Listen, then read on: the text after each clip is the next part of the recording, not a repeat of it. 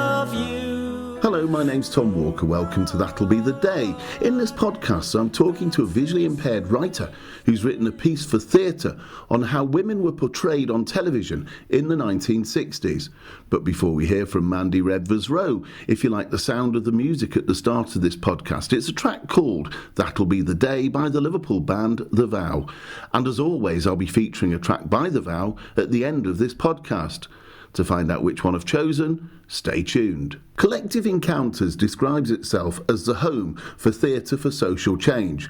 When they were invited to take part in the BBC 100 Archive programme, they invited Mandy to work on a production called Auntie, based on that archive material.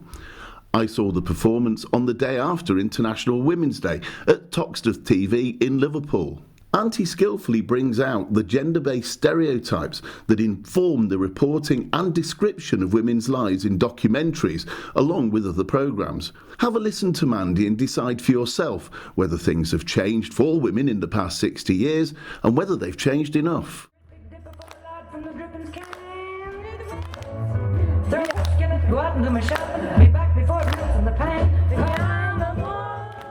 Auntie, and this is the Auntie Road Show. Hey! How are you all feeling today? Yeah, good. What a great way to start. So Collective Encounters is a theatre for social change company, works with participant groups, and the big thing about it is that the groups work collaboratively together on productions to look at the political situation they're in. So Collective Encounters works with people with direct experience of homelessness, young people, older people, people who are, for whatever reason, sometimes excluded from society or find themselves in difficult positions. And Collective Encounters works to go, why is this? You know, sort of what are the policies around that have put you in this position structurally? Where are the inequalities? And so when you work with Collective Encounters as a writer, you're working within that framework and looking at the political structure that creates the situations that people find themselves in. So here we are on set, you know, under the spotlights, and the actors were performing here but a few minutes ago. Tell me about Auntie. So Auntie came about because Collective Encounters got invited to be part of the BBC 100 Archive programme with two other theatre companies, and I got invited in as a writer to work with them. And we initially did an R&D, and there's sort of three elements to the production, and one is the BBC archive material, particularly 60s material, and this group is the Women in Action group. So it's a group of women looking at how women were represented in the 60s. And the Marcus, who was the researcher, was very keen on these lost programmes, the programmes that had happened, we have no recording of, but we have some records of, and so some of those were featured in the show. So the show consists of some archive material, some of the research that Marcus did, some research I did, some research that the group and Tessa did, the director, Tessa Buttle, and then the third element is some work that the women have done in response to monologues they've written, some pieces of work they've written in response to the archive material. And so my job really as a writer was to pull it all together, put it in some sort of form, and then do some sort of response myself as a writer. Must have been quite a feat pulling together all this research and trying to find archives, because there's not a lot around as you found. Yeah, no. Well, you know, I got given a lot of archive material that the group had been working with, so that was great. So they'd done some filtering out for me. I was allowed to go and look at other stuff as well, which I did. I think I brought something else in, but I think the initial clip we started with, I found a really like that clip about how somebody managed their household income and that whole idea. It was very interesting. So some of the comedy really came from the archive material and our modern way of viewing that sort of non-fiction sort of documentary material. Very interesting views. And when you listen to some of the material that you included, some of the archive material, the tone has changed massively. Yeah, It's very different. If people were not afraid to, as it appeared, judge and make very discriminatory statements about women and what women should and shouldn't be doing. Very interesting. Upsetting, funny because we have some distance from it and it's not true exactly today, but also my job was to look at where are we being controlled today from a state perspective or from sort of policy perspective. I mean, you're of a similar age to me, so we've noticed a lot of social change, and certainly from a female perspective, I'm sure you've noticed quite a lot of change. But how are things different, and are they better? Oh gosh, I'm not there. So am I the person? I think I sat pretty much on the fence on this as a writer, because a lot of the group, I wanted them to have their voices, which weren't always agreeing, which is good. I didn't want the group to always agree with each other, and their voices are in there. So in many ways it's better. We appear to have more freedom. There appears to be less judgment. But then you look at the policy from 2017 where George Osborne put a limit on how many people who claim universal credit, how many children they will fund. So again, there's some sort of social engineering still happening from a government perspective. I still think it's very class driven, so I think you're allowed to do whatever you want to do if you're upper class.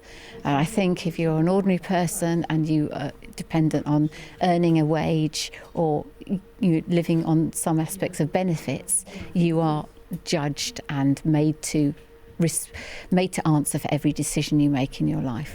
Number 3.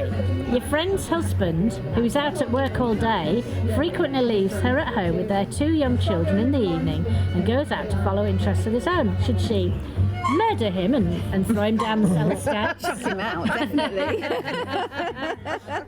One of the things I noticed was there wasn't a massive distinction between the audience and the performers. Was that deliberate? Yeah. Well, the way Collective Encounters works is it often encourages people in the audience to discuss and have debates and have feedback and weighs in. It's not mandatory. You don't have to stand up and speak at a show. You're given that opportunity if you want. But in the breaks, people were at tables and they had chats and you could write things which might get read out by the performers. So there's lots of ways you can get your own views into the show, which is what they're designed for. There was lots of engagement, actually. They were certainly quite motivated and to get involved, weren't they? Yeah. It was a brilliant audience. It's the second, the group are doing 4 shows. I came to the first one on Thursday night and I've come to this one Saturday. And the audiences for all of the shows are really good, great attendance, and people are really very supportive of the performers who are brilliant. And everyone seems to be enjoying it, so I'm very happy. We're both visually impaired, so I have to ask you this as well. Yeah. Just moving the discussion on to disability. Yeah. How have things changed over your lifetime for disabled people, for the better or the worse, or where are we? Right, okay, so from the media point of view, I don't think we appeared in the 60s. I just don't think we were there on television, or unless we were there in a very sort of negative perspective, look at this poor person, how awful their life is.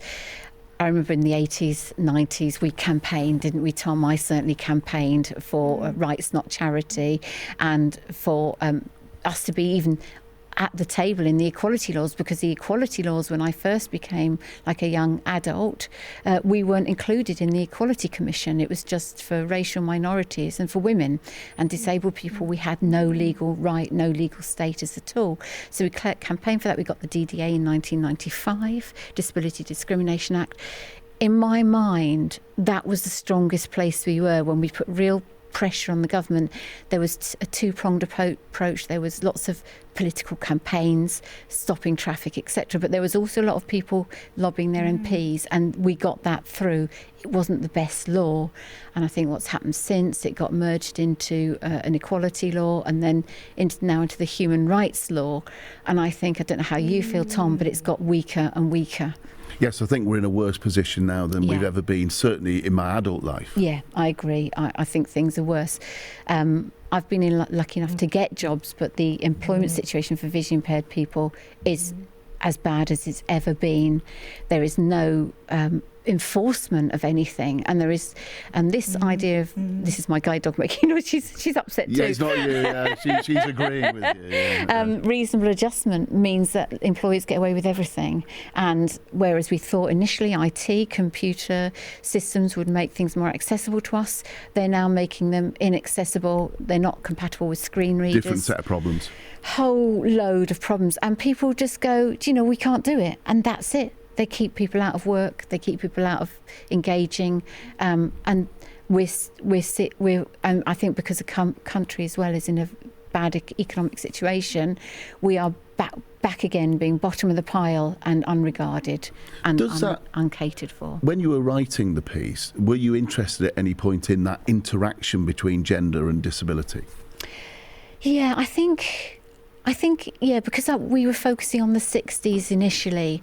I didn't sort of get into those areas. It was about the archives and the bits that came in afterwards. One of the big problems was, how do we bring it up to date? How do we have those conversations about where we are now? And in the end, we created some spaces towards the end of the production where people could talk about how things have changed. I particularly, as a writer, focused on the equality law and the equal rights, because that still isn't resolved. And, as we said, even the BBC got brought by the Equal Rights Commission to task, although it was exonerated. There were recommendations. But I focused on that as a writer, but it was one of those spaces where the women in the group got to also put in their experiences of equal pay, and also they got to put in their experiences of gender issues and that. But to answer your question in a short way, I didn't go down the disability route. There are a couple of women in the cast who are disabled, but I felt it wasn't the place for me to maybe get in. But I found it interesting. I certainly thought about it. And in terms of yourself, obviously you're a writer, which I will mention in the introduction. I'll make sure I do. Thank you. Yes, indeed, and an actor. What's coming up for you?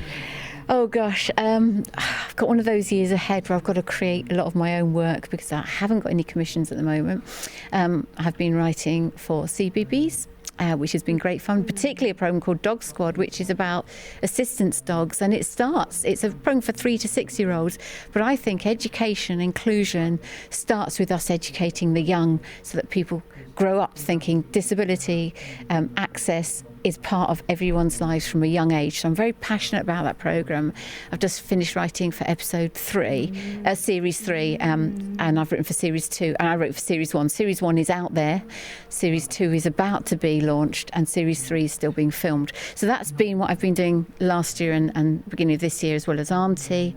I've got some stuff in development, but I haven't got any commissions at the moment. So that's what I'm working on, Tom. Anyone out there who wants to commission me, please any get editors, in touch. commissioners, anybody out there, if you're listening to this podcast, Mandy's phone number is...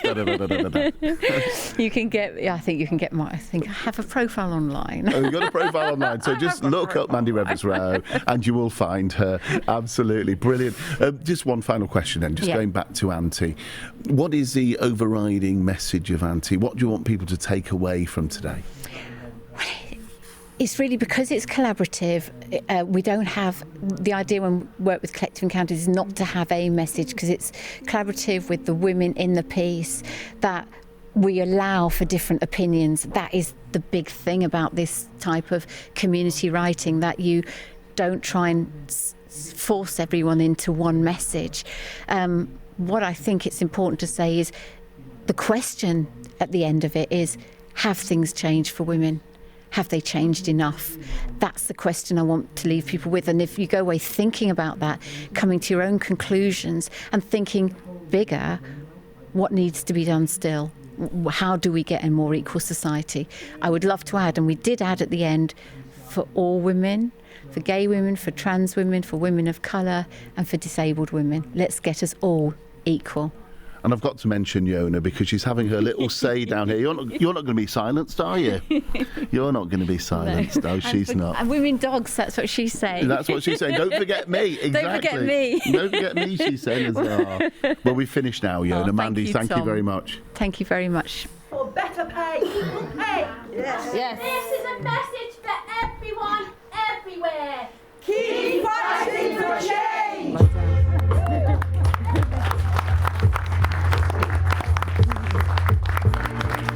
So thanks very much there to Mandy Redvers-Rowe and the cast from Collective Encounters for a thoroughly enjoyable afternoon. So which track have I chosen? Well, it's this one, Venus Girl by The Vow.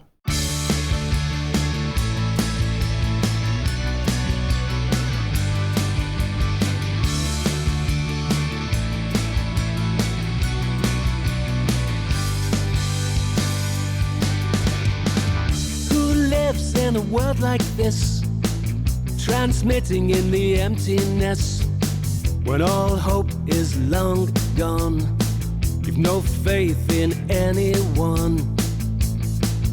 But she came in the name of love, the one thing there's so little of, reeled in the hard lines, laid down the good times. Venus girl, she fell down to earth from a great height, a meteorite in my world, explodes in my mind's eye. She never makes a move in haste, good things come to he who waits. She brings the sunshine, rolls out the good times. Venus girl, the brightest of stars in the night sky, the sole satellite of my world, explodes in my mind's eye.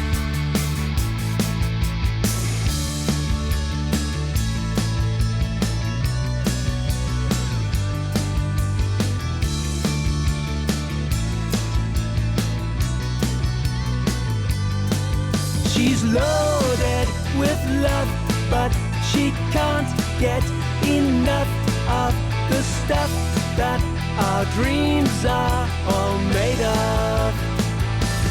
Venus girl, she fell down to earth from a great height, a meteorite in my world,